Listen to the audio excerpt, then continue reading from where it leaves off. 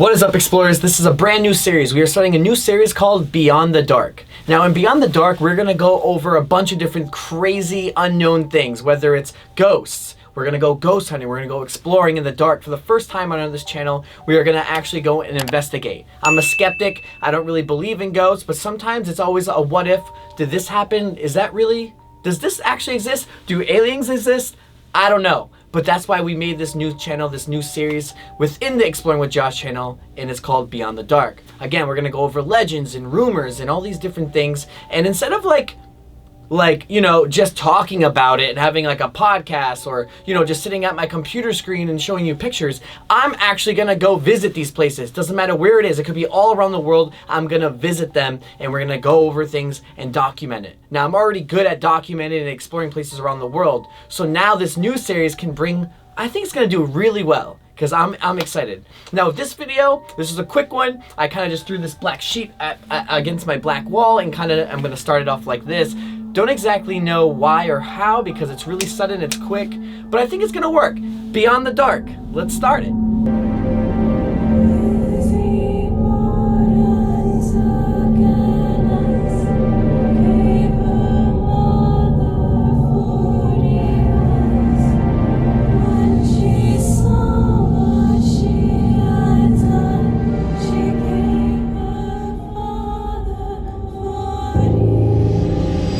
On the first episode of Beyond the Dark, we are going to go over a woman named Lizzie Borden.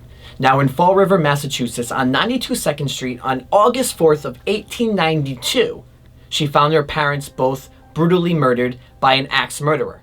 Now the whole world thinks that she did it, aka Lizzie Borden, but there was no way of proving that. Now, when they died, there was no evidence of blood anywhere on her, or there was no blood drippings anywhere. They couldn't even find the murder weapon. So there was no evidence to convince Lizzie of the actual murder. But before we get into that, let's get into the story. Now again, on that day, she screamed loud at the top of her lungs when she noticed that her dad on the couch was brutally murdered. His eye was pretty much coming out of his socket at this point. And then they ran upstairs with his servant Maggie. Okay, this is gruesome, guys. That's where the dad was killed. So the room we're in now, believe it or not, was actually two small bedrooms. It was a two-family home. When Mr. Borden bought the house, he's the one that blew out the central wall to create a dining room.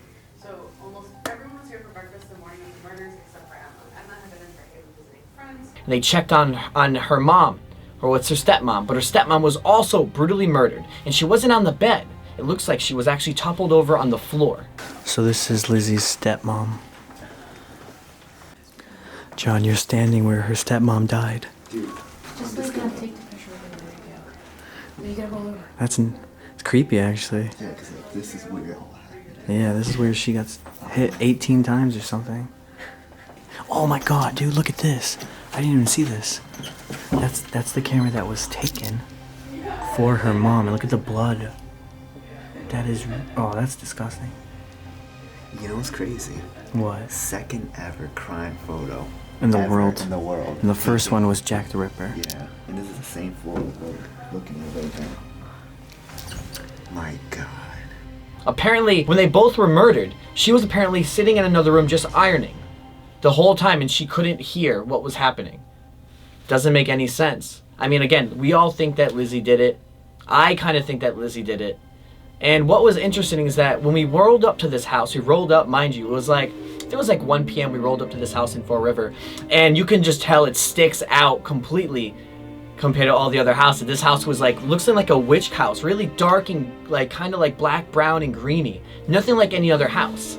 And it's crazy because it's a bed and breakfast to top it all off. So I was like really excited with John, like, oh, let's go check this out. This is our first time filming like a museum and actually going through a museum, I think in quite some time. But we were excited because we didn't get a private tour. We had to pay. It was like $22 to get inside, but we still did it anyway.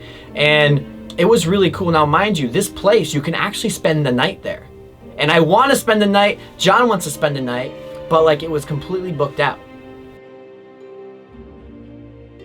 But we do have ghost equipment now, and again, this is the first episode of Beyond the Dark, and so we were like, well, let's just take it kind of slow, kind of find our structure, our style. How do we want to make this video happen? Because this is completely new to all of us, and we're trying to get more deeper and darker in the filmmaking.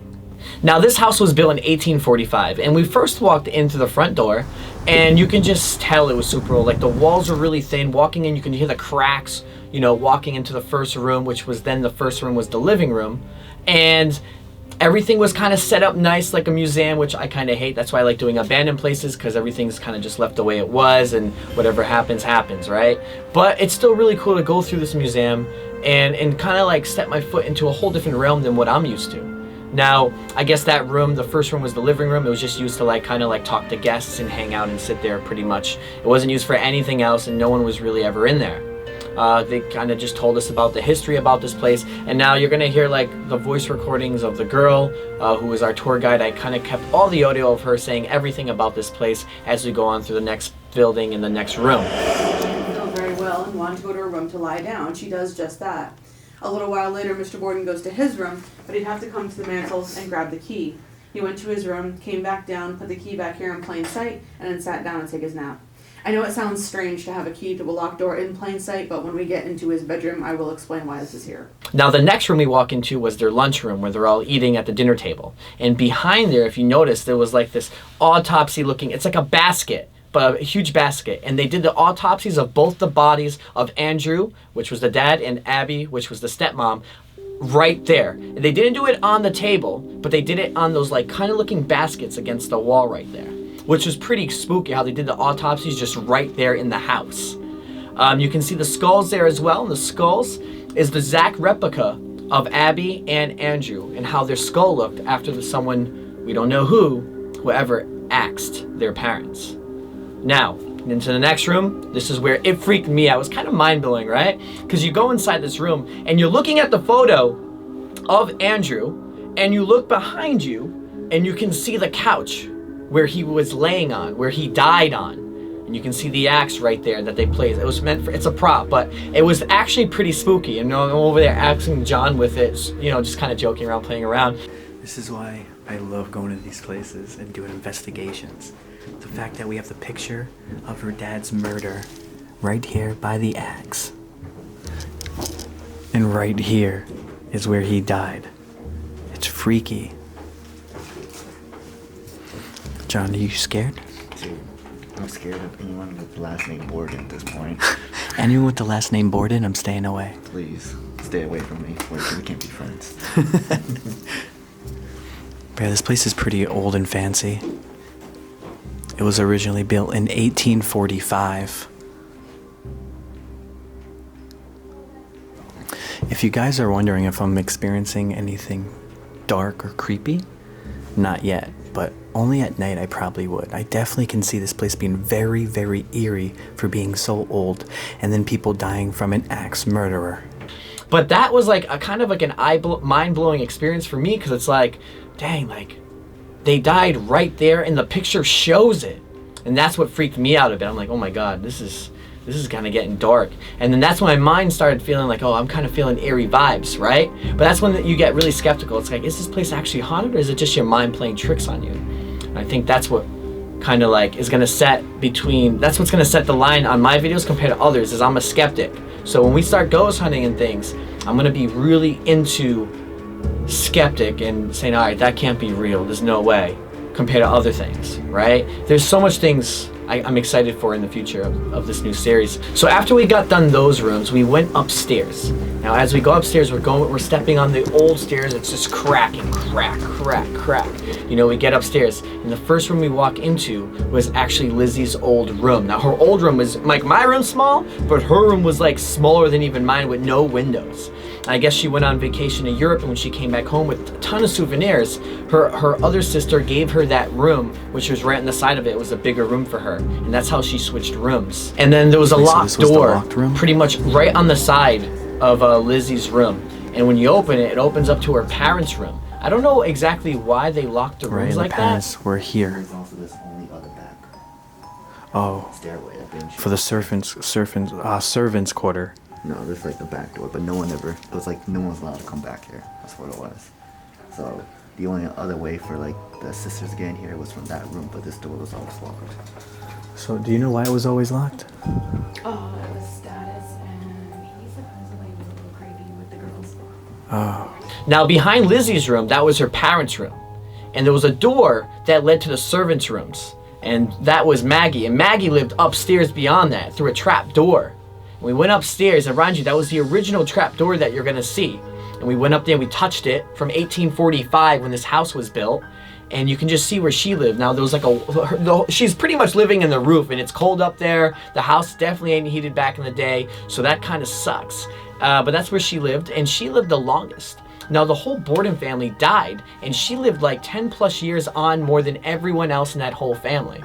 And what's interesting is that the family of Maggie, the servant, released pictures to the museum, which I'm showing you right here, these two pictures. Those two pictures of her were actually released 2 years after, like actually maybe after the incident, or maybe it was like 20 years after, I don't know, but these are the first photos released by the family of her, of the servant Maggie, and we get to see this for us, and that was really cool as well.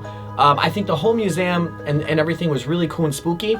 And there was people on our tour that said they seen figures in the mirror. I didn't add that in the video because I didn't want to film the other people, but they looked pretty spooked out. They were from New Jersey, and they were scared. The girl, she was wearing this American Horror Story shirt and everything. She was a fan, and she looked in the mirror, and then she looked the other way, and she got super freaked out. Like, she thought she actually seen ghost figures in that house. Now, there's a lot of investigations in this house all over YouTube. I'm gonna show a few of them. And it's just pretty much amping me up because I couldn't stay the night. But again, if this video gets a lot of thumbs up, you guys want me to try to evolve and go inside beyond the dark, be in the dark, all these investigations, I'm gonna do it. I wanna try it out. I just wanna see what's really good, what's out there. I've been always skeptic this whole time. We've been making so many videos in the most hauntedest places on earth, yet nothing ever happens. But is it because I just don't believe? And if I allow myself to believe, and use these ghost tools that I got and things, will things actually happen? And that's what I want to know. I want to get into this now, guys. For the first time, I'm open to it. I have a bunch of ideas that's going to be different from any other ghost hunter or investigation out there. Because I have the eyes and the tools to be a cinematic kind of artsy kind of video, as well as the story. I can make stories and be good at doing documentaries. So all in one, I'm pretty good at it. So I want to do my version of things. Like, I want to go to New Orleans, and I want to go talk to people that do like voodoo witch stuff, satanic rituals, go to cults. I want to try to film as much as I can and get involved on like the outer layer. Like, I don't want to like hop in and get involved in cults, but I want to film what other people are doing and just be there and do documentaries. That's what I'm talking about beyond the dark. I want to get and be a journalist. I'm in it. So, anyways, back into the story. Long story short, after we went to the servants up top of the room, the tour was over. And pretty much what we got out of this whole thing was they had no evidence of Lizzie Borden actually murdering their parents. They went to court, then they went to grand jury, and they were having so much trouble at trying to convict Lizzie of murder. And the only thing they actually had on Lizzie was that at the time of the murder, she was wearing a blue dress. And apparently, that blue dress, during the time the police came through that door, she was trying to burn her blue dress that she wore because she said there was a paint on it and she wanted to scrub it out, but she couldn't. So she wanted to burn it. And she used this kitchen oven to do that. Now, that was the most weirdest thing, but it gets even more weirder. Now, also, the local pharmacist, she went to the local pharmacist and she asked for prussic acid, and it was really poison. And she asked for it, and the doctor says, you're not getting that. You're not getting that. And that was the night of the murder, guys. So everyone's like, okay, so did she try getting acid to use that to kill her parents? And she couldn't, so that's why she used the axe. So this is what pretty much was strong evidence, but it wasn't enough to prove her guilty, and that was the only evidence they had, was those two. Now, the whole blue dress thing is still like, well, the evidence got tampered. They couldn't prove, did the dress actually have blood on it?